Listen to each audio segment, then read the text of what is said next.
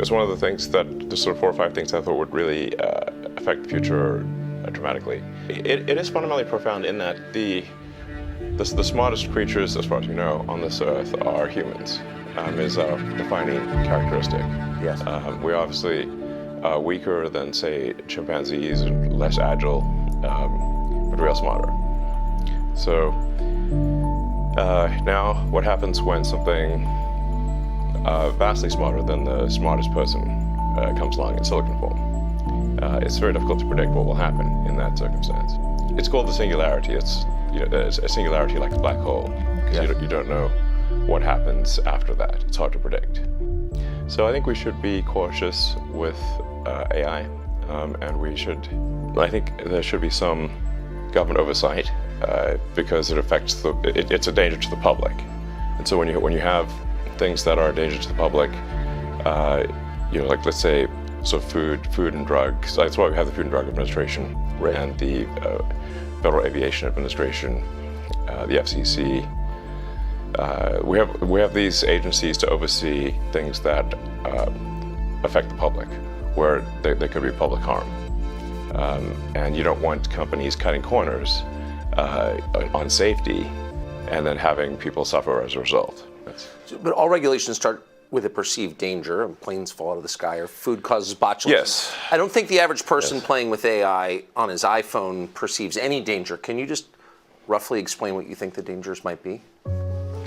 AI is more dangerous than, say, mismanaged aircraft design or production maintenance or bad car production, in the sense that it has the potential, however small one may regard that probability, but it is non-trivial. It has the potential of civilizational destruction.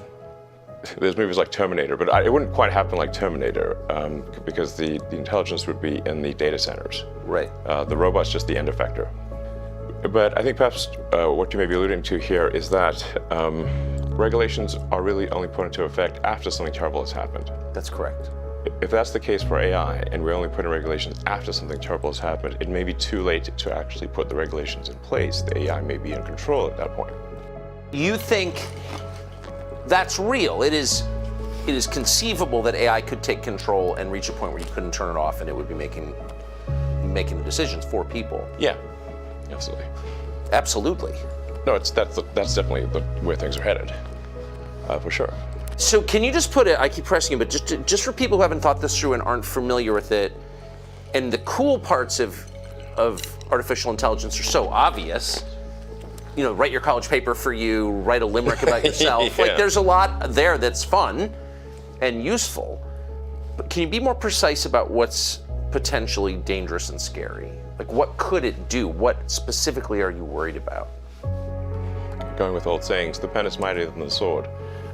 So if you have a super intelligent AI that is capable of writing incredibly well and in a way that is very influential, convincing, and is constantly figuring out what is more convincing to people over time, and then enters social media, for example, Twitter, but also Facebook and others, and potentially manipulates public opinion in a way that is very bad.